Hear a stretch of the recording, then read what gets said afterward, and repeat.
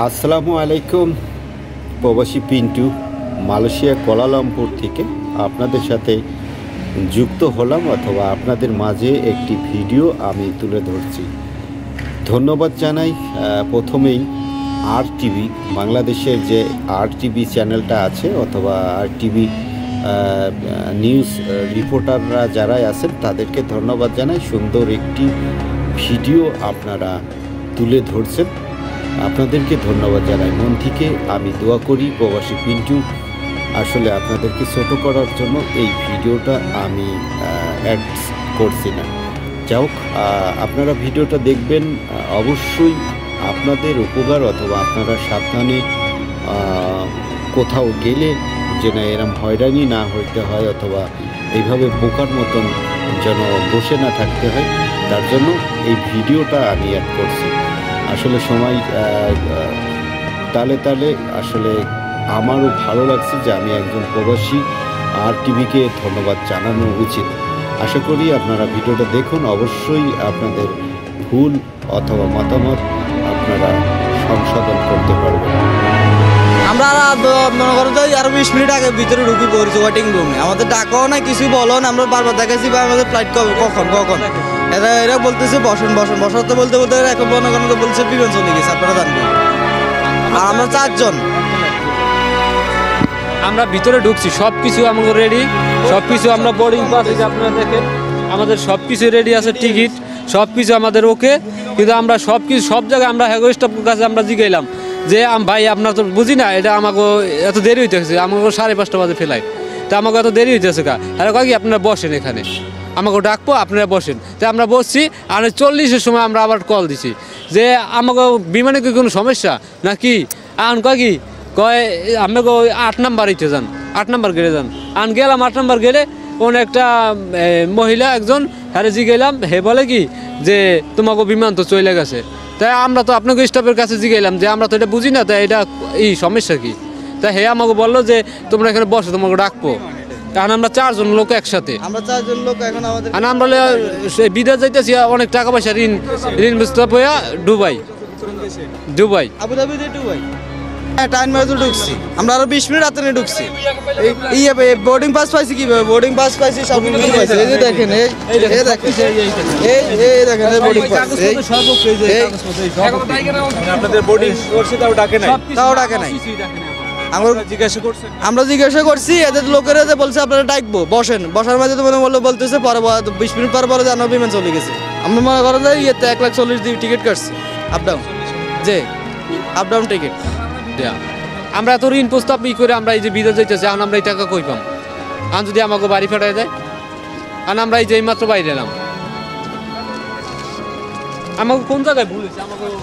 আমার নাম হইলো তারেক, জেলা হইলো মাদারীপুর। আমার নাম হলো MD ইউসুফ, নোয়াখালী বাড়ি।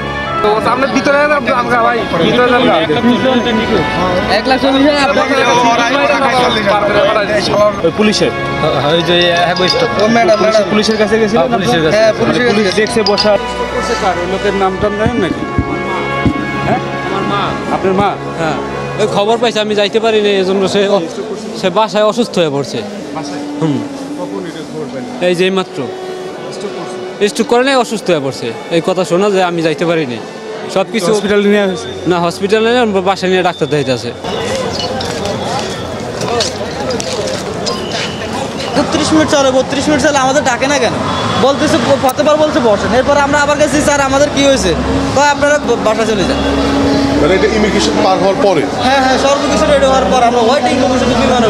আচ্ছা, ঠিক আছে, আমরা তো ডিপার্চার আপনার ইমিগ্রেশন তো ঠিকঠাক মতো হয়ে গেছে, সর্বকিছু ঠিক। আচ্ছা, তারপর বেশি লেট করে না, আমরা 31-35 জিজ্ঞেস করছি যে আমাদের কি হয়েছে। আমাদের 30 তো ফেলা। কটা ছিল ফ্লাইট? 5:30।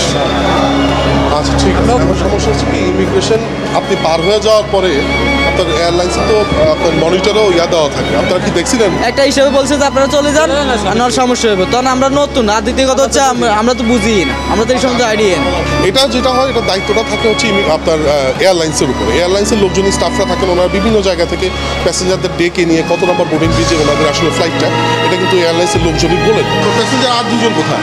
আর একজনে নাকি স্ট্রোক করছে, তারা নিয়ে হসপিটাল গেছে।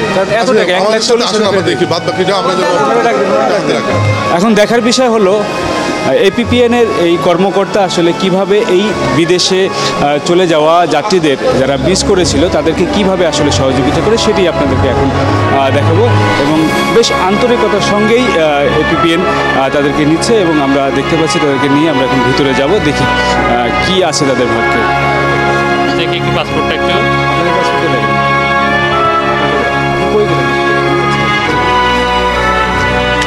আপনি এখান থেকে বাইরে আসছেন কিভাবে? আপনার বাইরের জন্য সমস্যা হবে আমরা দেখতেছি, আপনি বসেন, আমরা দেখতেছি এগুলো একই কেস, আরও 4 জন, এর ভিতরে একজন হলো অলরেডি স্ট্রোক করছে, তাই নাকি হসপিটালে নেওয়া হয়েছে। আরেকজন ছিল ওইদিকে বাইরে। বোর্ডিং গেট খুঁজে পান নাই?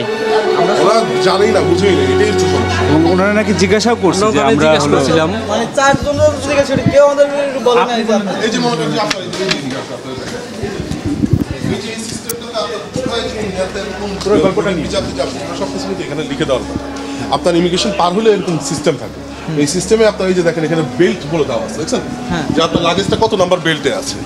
এই একইভাবে যখন আপনি বিমানে উঠবেন আপনার বলে দেওয়া হবে যে কয় নম্বর বোর্ডিং ব্রিজে আপনার বিমানটা দাঁড়ানো।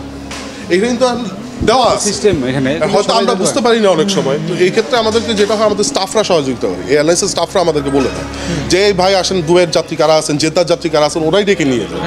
এই ক্ষেত্রে হয়তো একটা হয়েছে, আমরা এটা এয়ারলাইন্সের সাথে কথা বলি, আপনারা ঘাবড়ানোর কিছু নাই, যেতে পারেন না এখন, আজ যেতে না পারলে আগামীকালকে যেতে পারবে, এটা এয়ারলাইন্সের সাথে কথা বলি, সেই সিস্টেম আছে, আমরা সেটা করি। ঠিক আছে, বসেন আপনার। এখন তাহলে ওনারা কই? না, আমাদের এখানেই থাকুক, আমাদের এখানে অপেক্ষা করুক। এনারা এখানে অপেক্ষা করবে এবং লাস্ট পর্যন্ত ফ্লাইটে ওঠা পর্যন্ত এয়ারলাইন্সের দায়িত্ব হবে। ফ্লাইট আজকে যে ওনারা পাবেন সেটা না, কালকে পাচ্ছি বা পরশু পাচ্ছি, এটা ডেফিনেটলি এয়ারলাইন্সের দায়িত্ব, এয়ারলাইন্সের দায়িত্বে থাকবে, এয়ারলাইন্সের দায়িত্ব থাকবে।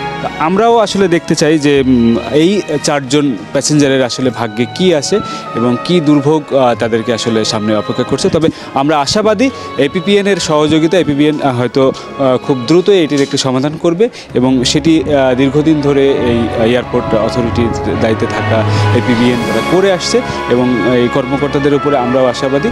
দেখি আসলে কি আছে প্রক্রিয়াটা, সেই প্রক্রিয়া অনুসরণ করে এটি অফলোড যে সিলটা সেটা তুলে দেওয়া হবে। এই 2 জন প্যাসেঞ্জারকে তাহলে আমরা এখন কি করতে পারি, এখন তাদের প্রক্রিয়াটা কি হবে? এখনকার তাদের প্রক্রিয়া, আমরা তাদের কাছ থেকে তাদের যেই মতামতটা, তাদের যেই স্টেটমেন্টটা, সেই স্টেটমেন্টটা আমরা নিব যে কী ঘটনাটা আসলে ঘটেছিল।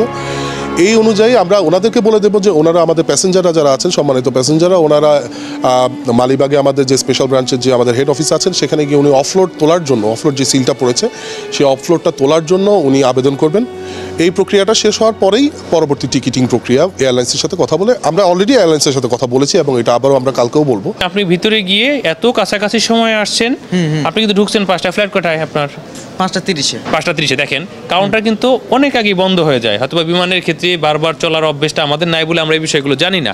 কিন্তু এই যে প্রক্রিয়াটা ফলো হয়েছে, এখানে কিন্তু কাউকে দোষ দিতে পারছি না। দোষ আলটিমেট কিছুটা ভুল, কি বোঝার ভুল অথবা জানার ভুল অথবা কারো সহযোগিতার ভুল, যে আপনি জানতে চেয়েছেন ভাই কোন গেট দিয়ে উঠবো কোথায়, অথবা যে ওখানে জিজ্ঞেস করছেন সেও হয়তো ভালো করে জানে না, ফলে কিন্তু কারো দোষ নেই। আমরা এয়ারলাইন্সের সঙ্গে কথা বলছি, তারা বলছে, আমরা অনুনয় করে বলছি যে ওরা গরিব মানুষ, ওরা গেট চিনে যেতে পারে নাই, আপনারা কি করবেন? তো ওরা বলছে যে আমি আমাদের হেডকোয়ার্টার মেইল পাঠাবো, আপনাদের যাত্রী যারা আছে তাদের একটা আবেদনের প্রেক্ষিতে আমরা মেইল পাঠাবো। মেইল যদি ওখান থেকে অ্যাপ্রুভ করে যে ঠিক আছে এদেরকে ফ্রি অফ কস্টে আবার টিকিটটি শিডিউল করে দেওয়ার জন্য, তাহলে রিশিডিউল হবে। আমরা সেই বিষয়ে আপনাদের জন্য ওখানে আবেদন করবো এবং আমরা পার্সোনালি ইনফর্মালি তাদেরকে বলেও দেবো যে গরিব মানুষ আপনার টিকিটটি দয়া করে দেন। যাক, ইতিমধ্যে ভিডিওটা দেখলেন, আপনাদের কি মতামত অথবা আপনাদের কি টিভি কপিরাইট দিবে কিনা তাদের চ্যানেলের ভিডিও এটা। আসলে আমি আপনাদেরকে ধন্যবাদ জানানোর জন্য যে আমি ভিডিওটা করছি।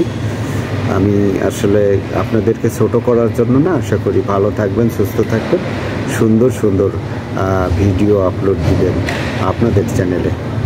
আসসালামু আলাইকুম।